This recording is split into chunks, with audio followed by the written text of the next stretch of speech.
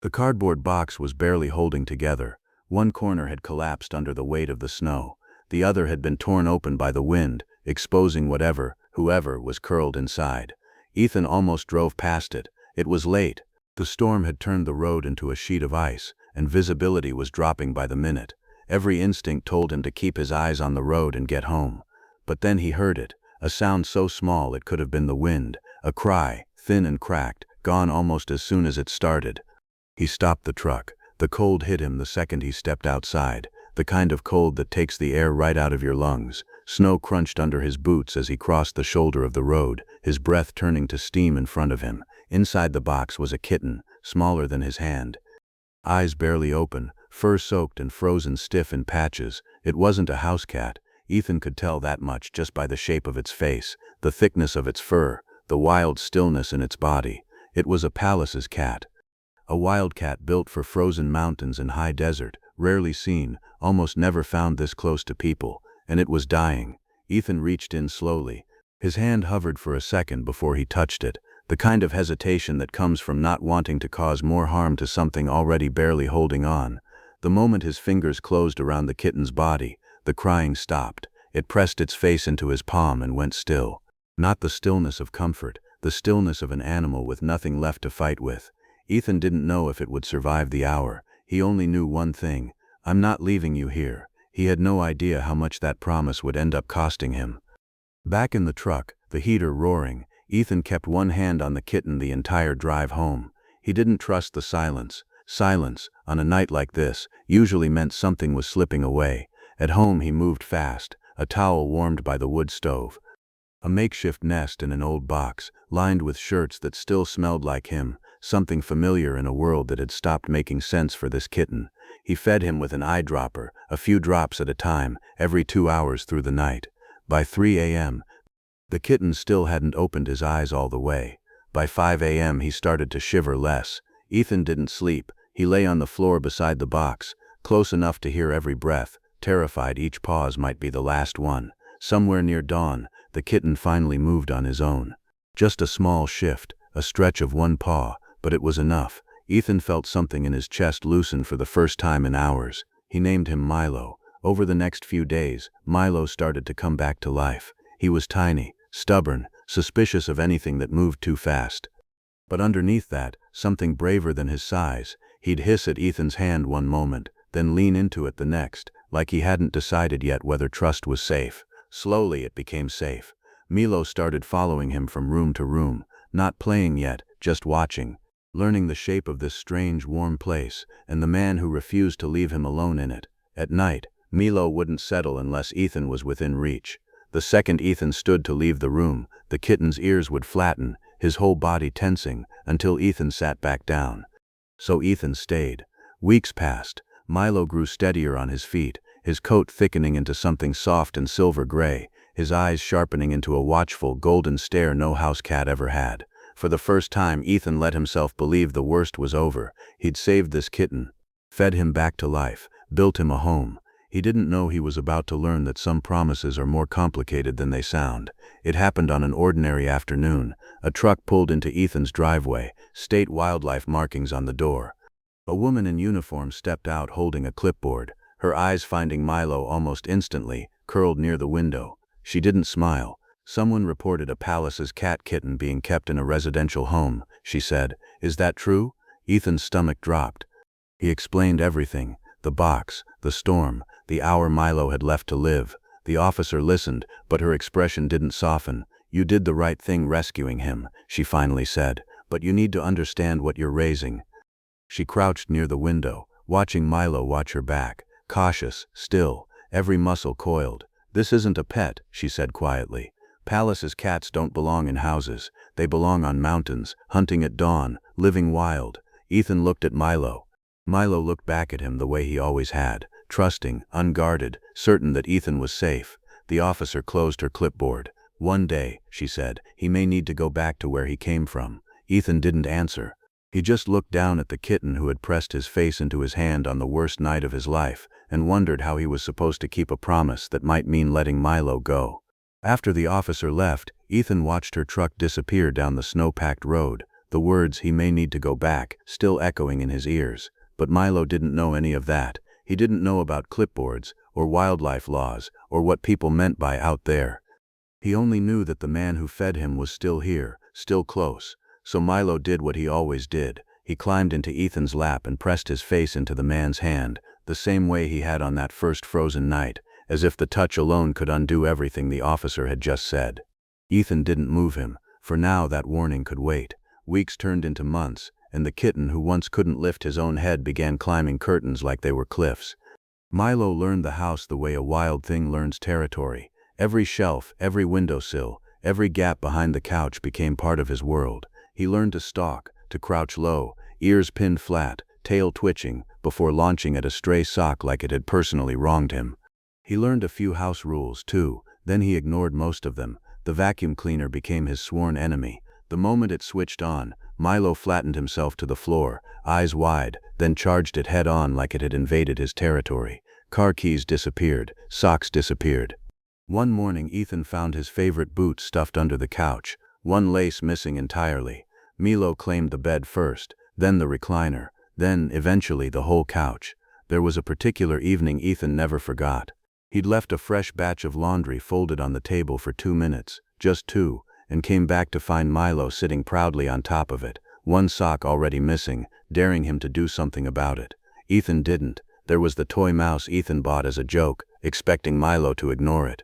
Instead, Milo stalked it for a full week like it was real prey, crouching low behind the couch leg, creeping forward an inch at a time, then pouncing with both paws like his life depended on it.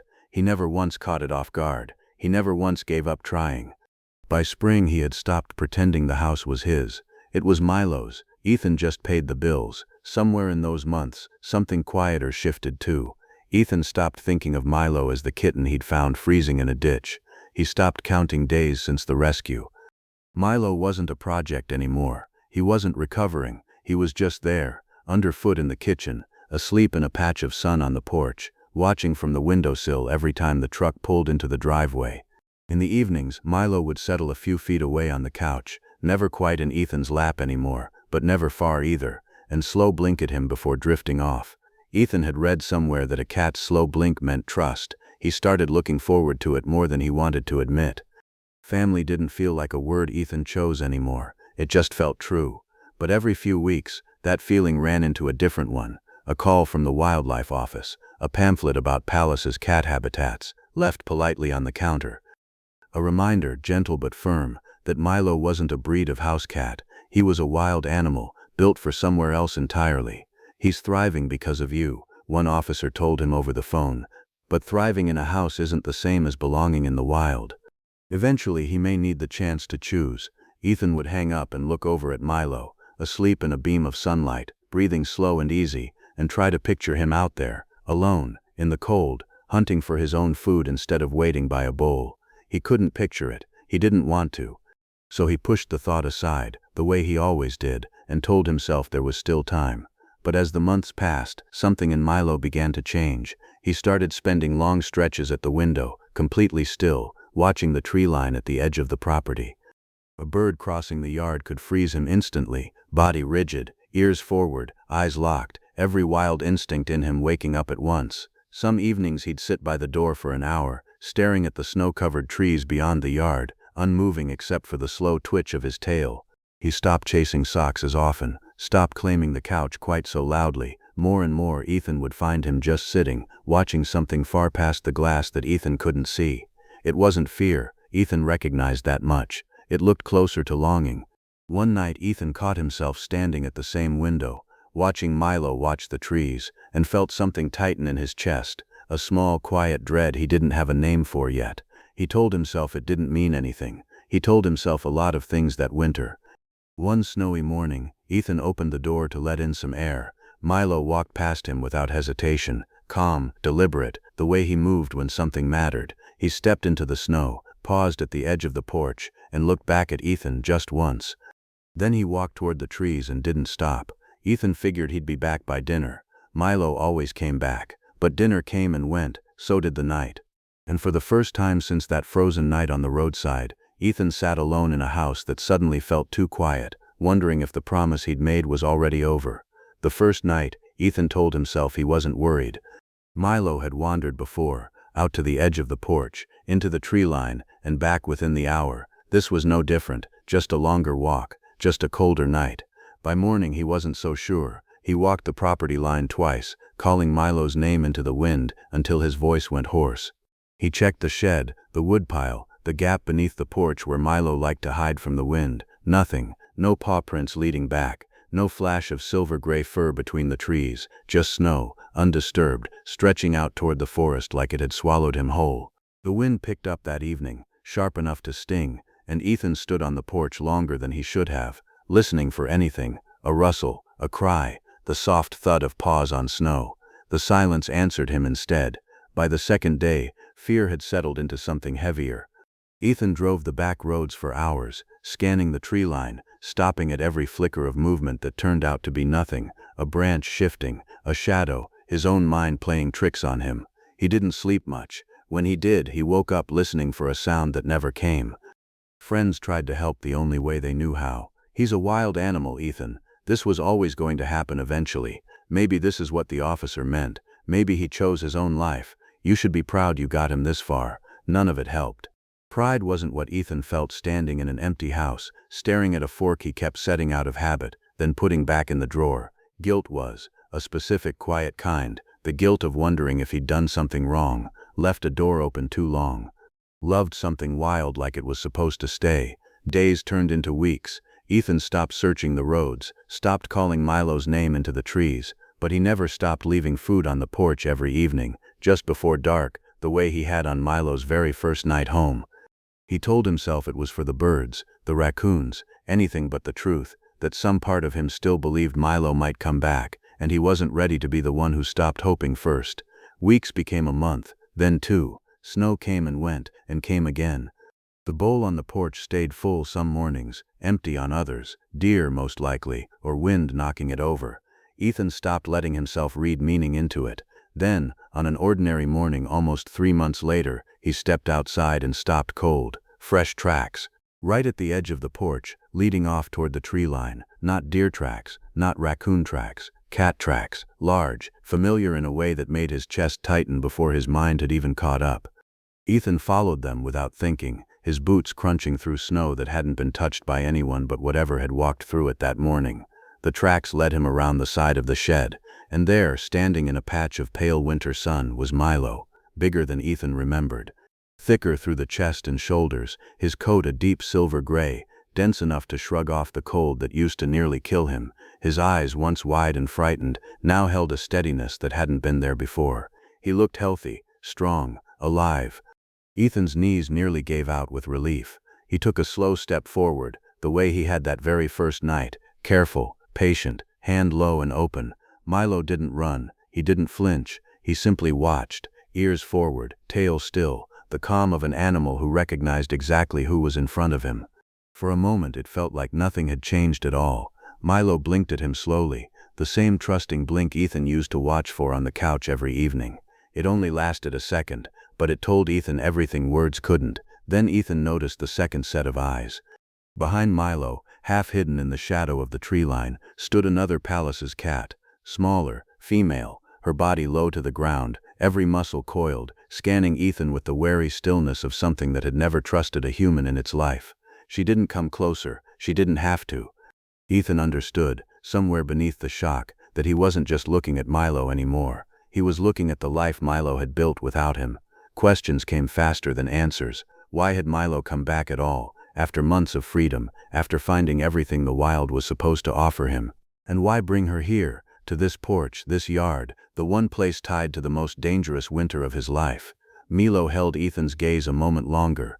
Then, without a sound, he turned and disappeared back into the trees. The female followed. And just like that, they were gone again, leaving Ethan standing alone in the snow, certain of only one thing. This wasn't goodbye, it was the beginning of something he didn't understand yet. The answer came weeks later, on a quiet morning when Ethan stepped outside to refill the bowl out of habit. That's when he saw them, tiny paw prints, scattered across the fresh snow near the porch steps. Not one set, several. Ethan didn't sleep that night. He kept replaying the image in his mind, small prints scattered across the snow, far too many to belong to one animal. The house felt colder than usual, the silence heavier, like it was waiting on something too. By morning he couldn't wait any longer. He followed the trail from the porch steps, just like he had 3 months earlier. This time the prints didn't lead toward the open forest. They led toward the old shed at the edge of the property, the same shed Milo used to hide behind as a kitten whenever storms got too loud or the vacuum cleaner declared war. Ethan approached slowly, quietly, the way you approach something you're afraid might disappear if you move too fast. He knelt by the gap beneath the shed's foundation and looked inside, and there they were, 3 tiny kittens, curled together in a nest of dried grass and leaves, their eyes barely open, their small bodies pressed close for warmth, safe, fed, protected from the wind by the same walls that had once sheltered their father from a world he hadn't yet learned to survive. Ethan's breath caught in his throat. Of every tree, every den, every stretch of wild mountain Milo could have chosen, he had chosen this. The one place on earth that had once meant safety to him. He had come home, not to stay but to share it. Ethan sat back in the snow, the cold barely registering anymore. Years ago he had carried a freezing, dying kitten into this house and made a promise he didn't fully understand at the time. He had fed him by hand, stayed up through the night, built him a life inside 4 walls. Now that same kitten, grown, wild, free, had carried his own family back to the one place he trusted enough to call safe. The circle had closed itself, quietly, without anyone announcing it. Over the following weeks, Ethan learned to watch from a respectful distance. The kittens grew bold fast, the way kittens do. They tumbled across the yard chasing fallen leaves. They climbed the woodpile and shrieked when they slipped. They batted at snowflakes like each one was a personal insult. Milo watched all of it from a few yards away, never far, ears tracking every sound, every movement, the unmistakable posture of a father standing guard. Each evening, Ethan left food and fresh water near the tree line, far enough to respect the distance, close enough to be found. Some mornings the bowl was empty. Some mornings Milo was simply sitting there already, waiting, like he'd known Ethan would come. There were no leashes, no cages, no attempt to bring any of them back inside. Just an understanding between a man and a wildcat that had outgrown what either of them once thought their bond was supposed to look like. It wasn't ownership anymore. It was friendship, built slowly, on Milo's terms, exactly the way trust is supposed to work with something wild. One afternoon, one of the kittens wandered closer than the others ever had, close enough that Ethan could see the same wide, uncertain eyes Milo once had on that frozen night years ago. The kitten froze, ears flat, weighing whether this stranger was safe. Ethan didn't move, didn't reach. He simply stayed still and let the kitten decide. After a long moment it turned and scampered back to its siblings, but not before one last cautious glance over its shoulder, a small, silent echo of where this whole story had begun.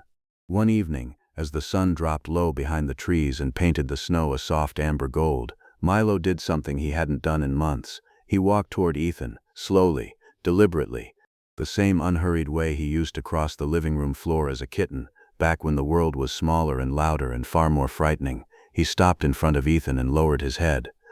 Then, gently, he pressed his face into Ethan's open hand, just once, exactly the way he had on the worst night of his life, in a broken cardboard box beside a snow-covered road. Ethan didn't move, he barely breathed. A moment later, Milo turned and walked back toward the trees, back toward his kittens, back toward the wild life he had built for himself. He didn't look back this time. He didn't need to. Ethan stood there long after Milo disappeared into the tree line, the cold finally catching up with him, his eyes stinging from something that had nothing to do with the wind. For years he had thought keeping his promise meant keeping Milo close, keeping him safe inside walls, behind doors, away from a world that had once nearly killed him. He understood now how wrong that idea had been. Keeping the promise never meant holding on. It meant loving something enough to let it become exactly what it was always meant to be, and trusting that the bond between them would hold, even from a distance, even in the wild, even without a single fence between them. Milo would never be alone again, and neither, really, would Ethan. Some nights, sitting on the porch with the cold settling in and the bowl waiting by the tree line, he would catch a glimpse of silver-gray fur moving between the trunks, or hear the faint, playful shriek of a kitten somewhere in the dark. He never tried to call them closer. He had learned finally that some promises are kept best by letting go. The day I found that tiny Pallas's cat in a cardboard box, I thought I was saving him. Years later, I realized he had been saving me too.